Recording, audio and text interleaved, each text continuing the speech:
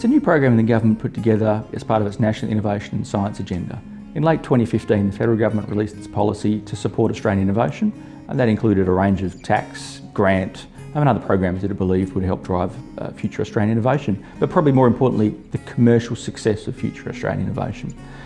Economic theory, and I believe rightly so, supports that the Australian or any government should help innovators, because innovators are the lifeblood of the future economic growth.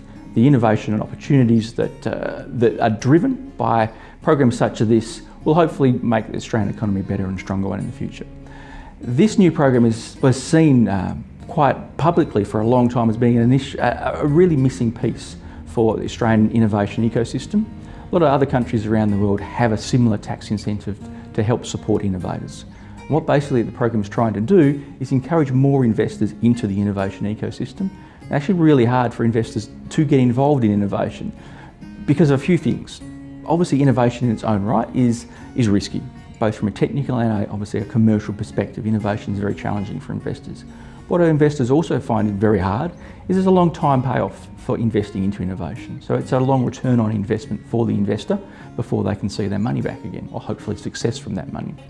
What this tax incentive tries to do is provide a small but generous incentive on tax offset to the investor to help encourage them to make that innovation investment. Basically what it is a 20% tax offset to support the investment that they provide into the innovation. The innovation, the important part about it is it has to be into a high growth, early stage innovation company.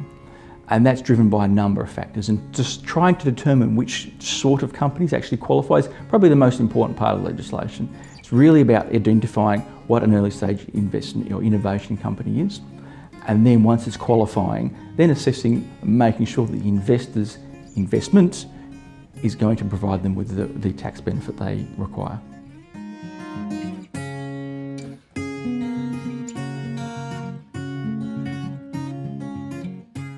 Yeah, a couple of easy examples. Straight away, what it's trying to do is provide encouragement for new investors, new shareholders into companies. So one thing that a lot of companies are have already been asking about and getting confused about is, do founders qualify for this? And unfortunately, no, it has to be new shareholders. And so what will happen is, if you like, start-up Australian company that's been going for 2 or 3 years perhaps, may, obviously if it qualifies as an early stage innovation company, may be seeking a next level of seed capital. They might be looking for hundreds of thousands of dollars to help drive that growth. This program will allow the investor, example being a sophisticated investor in this sense, providing $100,000 worth of investment capital. The investor receives the qualifying shares, and that investor then receives a 20% offset into their personal tax position. And thus the investor, the innovation that the investor has invested into, has now more opportunities for growth. That's the easy example. The slightly more complicated ones are the companies that are, say, 3 to 6 years old, and the thresholds and tests for early stage innovation companies become a little bit more complicated then. And what it's looking at is what sort of turnover and what sort of income does that innovation company already have. Now, the thresholds and tests need to be assessed quite diligently, but again, a larger scale company, given it qualifies, the investor still gets the same opportunity. They invest a slightly larger sum of money because the companies often need more money. They will still receive that 20% refund, tax offset. What we need to consider for those investments, the investor has a couple of thresholds as well. Sophisticated investors have a cap of $200,000 per year for the tax offsets they can receive. Retail investors can only invest up to $50,000 a year into early stage innovation companies.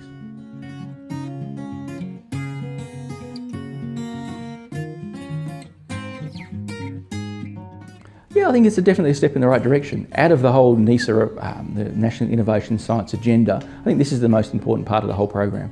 I think it's a real opportunity. It puts the decision of which innovation projects to invest into businesses' hands, into investors' hands, not into the government. And the government can make some good decisions, but there's always that challenge for the government to choose the right sort of projects to invest into through grants or other programs that it has.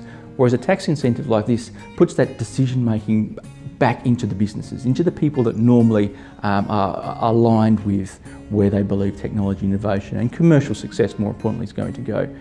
So yeah, I am strongly in favour of the program. I'm looking forward to seeing how it gets taken up, the direction and the style of projects that investors are actually looking for. There's been a lot of hype about investors looking at innovation, and we've seen a lot of that over the last few years. This program potentially is going to free up a little bit more capital and encourage some investment that possibly was sitting on the fence to jump in and hopefully support Australian innovation.